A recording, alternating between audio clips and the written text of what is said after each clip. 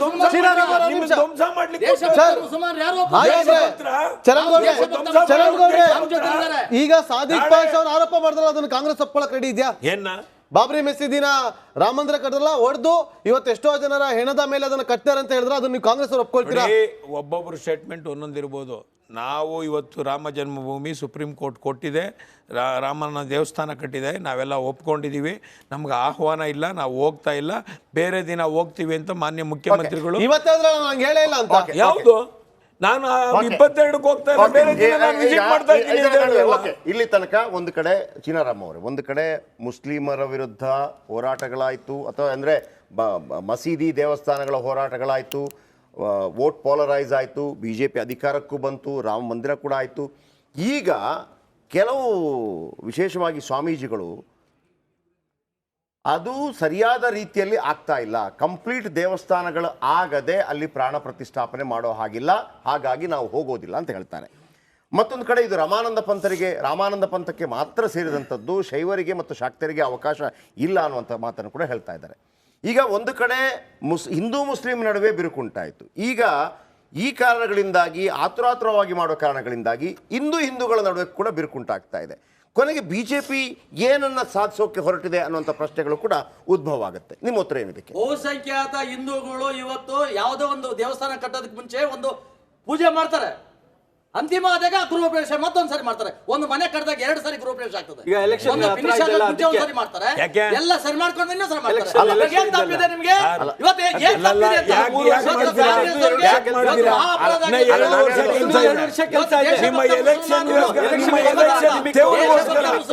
ನಿಮ್ಮ ಚುನಾವಣೆಯ ತೆವಲಿಗೋಸ್ಕರ ಪೂಜೆ ದೇವಸ್ಥಾನದ ವಿಚಾರ ಯಾರಿಗೆ ದೇವಳು ಅಂತ ಗೊತ್ತಾ ನೀವು ಬಳಕೆ ಮಾಡ್ತಾ ಇದ್ದೀರಾ? ಇವತ್ತು ಒಂದು ಮಾತು ಹೇಳ್ತಿದ್ದೀನಿ ಕೇಳಿ, ಒಂದು ನಿಮಿಷ ಹೇಳ್ತಿದ್ದೀನಿ ಕೇಳಿ. ಇವತ್ತು ಚುನಾವಣೆ ಬರುತ್ತೆ ಅಂತ ಹೇಳಿ ಯಾರು ಹೇಳಿರ್ಲಿಲ್ಲ. ಇವತ್ತು ನಿನ್ನೆ ಮೊನ್ನೆ ಕಟ್ಟಿಲ್ಲ, ಅಲ್ಲಿ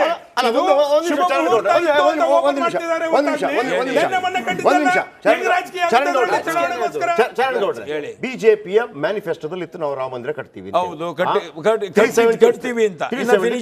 ಒಂದು ನಿಮಿಷ, 370 ನೀವು ಮನೆಗೆ ಗ್ಯಾರಂಟಿ ಕಾರ್ಡ್ಗಳನ್ನು ಹಂಚಿದ್ರಲ್ಲ, ಗ್ಯಾರಂಟಿ ಕಾರ್ಡ್ ಹೋಯ್ತಾ ಅಂತ ಹೇಳಿ ನೀವು ಮನೆಗೆ ಹೋಗಿ ಕೇಳಿದ್ರೆ ಯಾವತ್ತಾದ್ರೂ? ಮನೆಗೆ ಹೋಗಿ ಕೇಳಿದ್ರೆ ಗ್ಯಾರಂಟಿ ಕಾರ್ಡ್ ತಲುಪಿದೆ ಅಂತ? ಕಾರ್ಯಕರ್ತರು ಹಂಚಿದ್ರು, ಕೇಳೋಂತ ಪ್ರಮೇಯ ಇರಲಿಲ್ಲ. ಅದು ಅಲ್ಲಿ ದುಡ್ಡೇ ಇಲ್ಲ ಅಂತ ಹೇಳ್ತಾ ಇದಾರೆ ನಿಮ್ಮ ನಾಯಕರು ಹೇಳ್ತಾರೆ. ಅಕ್ಷತೆ ಕಾಳನ್ನ ಅಲ್ಲಿ ಹಂಚಿದಾಗ ಹೇಳ್ತಾರೆ ನಮ್ಮ ಅಕ್ಕಿಯಿಂದ ಹಂಚಿದ್ದು ಅಂತ ಹೇಳಿ. ನೀವು ಕೊಟ್ಟ ಅಕ್ಕಿನ? ಅದು ಅಲ್ಲಲ್ಲ, ನರೇಂದ್ರ ಮೋದಿ ಅವರು ಕೊಟ್ಟ ಅಕ್ಕಿ ಅಲ್ಲ. ಒಂದ್ ನಿಮಿಷ, ನೀವು ಅಷ್ಟು ಡೆಪ್ತ್ಗೆ ಹೋಗೋದಾದ್ರೆ ಹೋಗಿ, ಏನು ತೊಂದರೆ ಇಲ್ಲ. ಅಕ್ಷತೆ ಕೊಡ್ತಾ ಇರೋಂಥ ಅಕ್ಕಿ ಈ ಕರ್ನಾಟಕ ರಾಜ್ಯದಲ್ಲಿ ಎಲ್ಲ ಅಯೋಧ್ಯೆಯಿಂದ ಬಂದಿರೋಂಥ ಅಕ್ಕಿನ? ಅದು ಅಲ್ಲ, ಅಯೋಧ್ಯೆಯಿಂದ ಬಂದಿರೋ ಅಕ್ಕಿನ? ಒಂದ್ ನಿಮಿಷ, ಈ ದೇಶದಲ್ಲಿ ಫುಡ್ ಸೆಕ್ಯೂರಿಟಿ ಆಕ್ಟ್ ತಂದಿದ್ದು ಮಾನ್ಯ ಮನಮೋಹನ್ ಸಿಂಗ್ ಅವರು ಫುಡ್ ಸೆಕ್ಯೂರಿಟಿ ಆಕ್ಟ್ ತಂದಿದ್ದು ಅದೇ ಅಕ್ಕಿನ ಇವತ್ತು ನೀವು ಅಕ್ಷತೆಯಾಗಿ ಇಡೀ ದೇಶದಲ್ಲಿ ನಾವೇ ರಾಮ ಭಕ್ತರು ಹಂಚೆ ನಾವು ಹಂಚ್ತೀವಿ, ನಿಮ್ಗೆ ಬಿಟ್ಕೊಟ್ಬಿಡ್ತೀವಿ. ನೀವು ರಾಜಕೀಯ ಮಾಡ್ತೀರಿ, ನಾವು ರಾಜಕೀಯಕ್ಕೋಸ್ಕರ ಮಾಡೋದಿಲ್ಲ. ನಾವು ನೀವು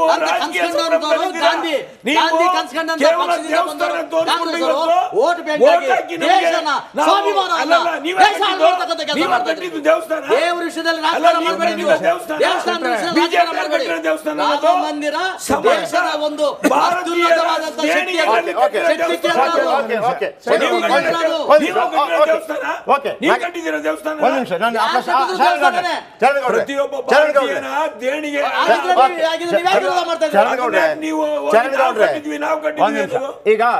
ಈಗ ಚರಣಗೌಡರ ಪ್ರಶ್ನೆ ಅದು. ದೇವಸ್ಥಾನವನ್ನ BJP ಮಯವನ್ನಾಗಿ ಯಾಕೆ ಮಾಡ್ತಾ ಇದ್ದೀರಿ ನೀವು? ನಿಮಗಿದ್ದದ್ದೇನು? ರಾಮನ ಶ್ರದ್ಧಾಭಕ್ತಿ ಅಲ್ವಾ? ನೋಡಿ, ಇಲ್ಲಿ ಈಗ ಆಗಿದೆ, ನಾವು ಶ್ರೀರಾಮಚಂದ್ರನ ದೇವಸ್ಥಾನವನ್ನು ಕಟ್ಟಿಕೊಡ್ತೀವಿ ಅಂತೇಳಿ. ನಿಮಗೂ ರಾಮ ಬೇಡ, ನಿಮಗೂ ಕೂಡ ಅದರಿಂದ ವೋಟ್ ಬೇಕಷ್ಟೇ. ಹಾಗಿದ್ರೆ ನೀವು ಕೂಡ ರಾಮನಿಗೆ ಅವಮಾನವೆಲ್ಲ ಮಾಡ್ತಾ ಇರೋದು? ಇಂಥ ಪ್ರಶ್ನೆ ಸಾರ್ವಜನಿಕವಾಗಿ ಇದ್ದಾಗ ನಿಮ್ಮ ಉತ್ತರ ಏನು? ನೀವು ದಯಮಾಡಿ ನೀವು ನೋಡ್ತಿರ್ತಕ್ಕಂಥದ್ದು ಕಾಮಲೆ ಕಣ್ಣು. ನಿಮಗೆಲ್ಲ ಕೂಡ ಹಸಿರಾಗೆ ಕಾಣ್ತಾ ಇದೆ. ಇದು ವಿಶ್ವ ಹಿಂದೂ ಪರಿಷತ್ತು ಅಲ್ಲಿ ಜವಾಬ್ದಾರಿ ತಗೊಂಡಿರ್ತಕ್ಕಂಥದ್ದು BJP ಅಲ್ಲ, ಯಾವ BJP ಸೊತ್ತಲ್ಲ ಇದು. ದಯಮಾಡಿ ಇದನ್ನ ಅರ್ಥ ಮಾಡ್ಕೊಳ್ಳಿ. BHP ತಗೊಂಡಿರ್ಲಿ, ಅಲ್ಲಿ ಟ್ರಸ್ಟೇ ತಗೊಂಡಿರ್ಲಿ, ಹಾಗಿದ್ರೆ ಎಲ್ಲಾ ರಾಜ್ಯಗಳ ಮುಖ್ಯಮಂತ್ರಿಗಳಿಗಾದ್ರೂ ಒಂದು ಆಹ್ವಾನ ಹೋಗ್ಬೇಕು. ಅವರು ಬರ್ತಾರೋ ಬಿಡ್ತಾರೋ ಬೇರೆ ವಿಚಾರ, ಆದ್ರೆ ಆ ತರ ಹೋಗೋದಿಲ್ಲ. ಒಂದು ನಿಮಿಷ ಕೇಳಗಳ್ತೀನಿ. ದೇವೇಗೌಡರಿಗೆ ಹೋಗುತ್ತೆ, ತಪ್ಪಲ್ಲ. ಮಾಜಿ ಪ್ರಧಾನಿಗಳು, ಮಾಜಿ ಮುಖ್ಯಮಂತ್ರಿಗಳಿಗೆ ಹೋಗುತ್ತೆ, ಕುಮಾರಸ್ವಾಮಿ ಅವರಿಗೆ ತಪ್ಪಲ್ಲ. ನಿಖಿಲ್ ಕುಮಾರಸ್ವಾಮಿ ಅವರು ಯಾರು sir? First of all Nikhil Kumaraswamy ಅವರಿಗೆ ಹೋಗುತ್ತೆ, ಸಿದ್ದರಾಮಯ್ಯನವ್ರಿಗೆ ಹೋಗಲ್ಲ, ಅಥವಾ DCM ಹೋಗಲ್ಲ, ಅಥವಾ ಇನ್ನಿತರ ರಾಜ್ಯಗಳ ಮುಖ್ಯಮಂತ್ರಿಗಳಿಗೆ ಹೋಗಲ್ಲ. ಒಂದು ವೇಳೆ MLA MP ಆಗಿದ್ರು ಕೂಡ ನಾನು ಮಾತಾಡ್ತಿರ್ಲಿಲ್ಲ. ಇದೊಂದು ಪ್ರಶ್ನೆ ಮಾಡಬೇಡವಾ? ಇದು ನಿಮಗೆ ಇಷ್ಟ ಬಂದಂಗೆ ಕೊಡ್ತಾ ಹೋಗೋದಾ? ಇಷ್ಟ ಬಂದಂತೆ ಅಲ್ಲ, ಅವ್ರ ಪಕ್ಷದ ಬೇರೆ ಪಕ್ಷದಲ್ಲ, ಅವ್ರ ಪಕ್ಷದ ನಾಯಕರಿಗೆ ಇನ್ನೂ ಆಹ್ವಾನ ಆಗಿಲ್ಲ. ಯಡಿಯೂರಪ್ಪ ಅವರಿಗೆ ಅದನ್ನ ಉತ್ತರ ನಿಖಿಲ್ ಕುಮಾರಸ್ವಾಮಿ ಸರ್ ಕೇಳಿ ಸರ್. ನಿಖಿಲ್ ಕುಮಾರಸ್ವಾಮಿ ಕೂಡ ಈ ರಾಜ್ಯದ ಒಂದು ಪ್ರಜೆನೇ, ದೇಶದ ಪ್ರಜೆನೇ. ಇರಿ ಸರ್ ಒಂದು ನಿಮಿಷ, ಅದಕ್ಕೆ ಉತ್ತರ ಕೊಡ್ತಾ ಇದ್ದೀನಿ. ಕೇವಲ 600 ಜನ ಗಣ್ಯರನ್ನು ಕರೆದಿರ್ತಕ್ಕಂಥದ್ದು ಈ ಒಂದೊಂದು ಪಕ್ಷದಲ್ಲಿ ಇರ್ತಕ್ಕಂಥ ಹಿರಿಯ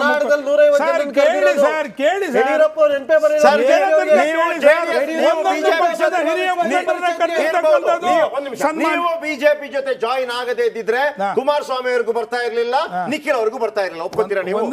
ಕೇವಲ ಬಿಜೆಪಿ ಜೊತೆ ಸೇರಿದಿರ ಅಂದ ತಕ್ಷಣ ರಾಮ ಮಂದಿರದ ಉದ್ಘಾಟನಾ ಕಾರ್ಯಕ್ರಮಕ್ಕೆ ಹೇಗೆ ಬರ್ತದೆ? ನಮ್ಮ ಮಾತುಗಳು ನೀವು ಉತ್ತರ ಕೊಡೋದಕ್ಕೆ ಅವಕಾಶ ಕೊಡಿ. ಶ್ರೀಮಾನ್ ದೇವೇಗೌಡರು ಹುಟ್ಟಿದಾಗಿಂದನೂ ಪರಮ ದೇವ ಭಕ್ತರು. ಅವರು ಹಿಂದೂ ಆಗಿರ್ಲಿ, ಮುಸ್ಲಿಂ ಆಗಿರ್ಲಿ, ಕ್ರಿಶ್ಚಿಯನ್ ಆಗಿರ್ಲಿ, ಯಾರೇ ದೇವರದ ಒಂದು ಕೆಲಸ ಇದೆ ಅಂತಕ್ಕಂಥದ್ದು ಹೇಳಿದ್ರೆ 5 ನಿಮಿಷದಲ್ಲಿ ಹಾಜರಾಗ್ತಿದ್ರು.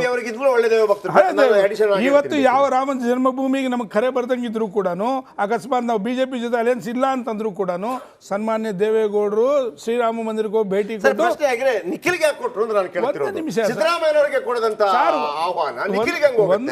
ಒಂದು ನಿಮಿಷ ಯಾವ ಒಂದು BJP ವರಿಷ್ಠನ ಭೇಟಿ ಮಾಡುವಂಥ ಸಂದರ್ಭದಲ್ಲಿ ವಿಶ್ವ ಹಿಂದೂ ಪರಿಷತ್ನವರು ಇವ್ರನ್ನ ಕರೆಯೋದಕ್ಕೆ ಡೆಲ್ಲಿಲಿದ್ದಾರೆ ಅಂತೇಳಿ ಹೋದಂಥ ಸಂದರ್ಭದಲ್ಲಿ ನಾವೀಗ 4 ಜನ ಕೂತಿದ್ದೀವಿ. ಹಾಗಾದ್ರೆ 4 ಜನ ಮಾತು ಪಕ್ಕದಲ್ಲಿ ಕೂತ್ಕೊಳ್ಳೋವಾಗ ಸರ್ ನೀವು 3 ಜನ ನೀವು 3 ಜನ ಮಾತ್ರ ಬನ್ನಿ ಗೆರೆ ಹಾಕೊಂಡು 4ನೇವ್ರು ಬರಬಾರ್ದು ಅಂತಕ್ಕಂಥ ಕಂಡೀಷನ್ ಎಲ್ಲೂ ಇಲ್ಲ. ಅದಕ್ಕೆ ನಾನು ಉತ್ತರ ಕೊಡ್ತಾ ಇದ್ದೀನಿ. ಕಾಂಗ್ರೆಸ್ ಅಲ್ಲಿ ಸನ್ಮಾನ್ಯ ಮಲ್ಲಿಕಾರ್ಜುನ್ ಖರ್ಗೆ ಅವರಿಗೆ ಸನ್ಮಾನ್ಯ ಮಲ್ಲಿಕಾರ್ಜುನ್ ಖರ್ಗೆ ಅವರಿಗೆ, ಶ್ರೀಮತಿ ಸೋನಿಯಾ ಗಾಂಧಿ ಅವರಿಗೆ ಕರೆದಂಗೆನೆ ಸನ್ಮಾನ್ಯ ದೇವೇಗೌಡರಿಗೂ ಕುಮಾರಸ್ವಾಮಿಗೂ ಪಕ್ಷದ ವರಿಷ್ಠರು ಕೇವಲ ಒಂದೊಂದು ಪಕ್ಷದಲ್ಲಿ ಮಾತಾಡಕ್ಕೆ ಹೋಗಲ್ಲ. ದೇವೇಗೌಡರು ಕೊಡ್ಬೇಕು, ಕೊಟ್ಟೆ ಕೊಡ್ತಾರೆ. ಈ ಹಿರಿಯರು ಇವತ್ತು ಅವ್ರದ್ದು ಎಲ್ಲ ಮಾರ್ಗದರ್ಶನ ಸಿದ್ದರಾಮಯ್ಯ ಅವರು ಕೊಟ್ಟರೆ ಹೋಗ್ಬೇಕಾ ಹೋಗ್ಬಾರ್ದು? ಹೋಗ್ಬೇಕು. ರಿಪಬ್ಲಿಕ್ ವರ್ಲ್ಡ್ ಆಪ್ ಇದು ಕೇವಲ ಅಪ್ಲಿಕೇಶನ್ ಅಲ್ಲ, ಸಮಗ್ರ ಸುದ್ದಿಗಳ ಸಂಪರ್ಕ ಮಾರ್ಗಕ್ಕೆ ಕ್ರಾಂತಿಕಾರಿ ಬದಲಾವಣೆ. ರಿಪಬ್ಲಿಕ್ ವರ್ಲ್ಡ್ ಆಪ್ ಕೇವಲ ಸುದ್ದಿ ಅಪ್ಲಿಕೇಶನ್ ಪರಿಚಯಿಸ್ತಾ ಇಲ್ಲ, ಬದಲಾಗಿ ಡಿಜಿಟಲ್ ಸುದ್ದಿ ಬಳಕೆಯ ಹೊಸ ಯುಗಕ್ಕೆ ನಾಂದಿ ಹಾಡ್ತಾ ಇದೆ. ಇದೊಂದು ಬ್ರೇಕಿಂಗ್ ನ್ಯೂಸ್, ಪ್ರಭಾವಶಾಲಿ ಕಾರ್ಯಕ್ರಮಗಳಿಗೆ ಗಟ್ಟಿಯಾದ ನ್ಯೂಸ್. ಇಲ್ಲಿ ಕೇವಲ ತಾಜಾ ಸುದ್ದಿ, ಅದರ ನೇರ ಪ್ರಸಾರ ಮತ್ತು ಚರ್ಚೆಗಳಿಗೆ ಮಾತ್ರ ಅವಕಾಶ. ರಿಪಬ್ಲಿಕ್ ವರ್ಲ್ಡ್ ಆಪ್ ಡೌನ್ಲೋಡ್ ಮಾಡಿಕೊಳ್ಳಿ. ಗೂಗಲ್ ಪ್ಲೇಸ್ಟೋರ್ ಮತ್ತು ಆಪಲ್ ಆಪ್ ಸ್ಟೋರ್ನಲ್ಲಿ ಲಭ್ಯವಿದೆ.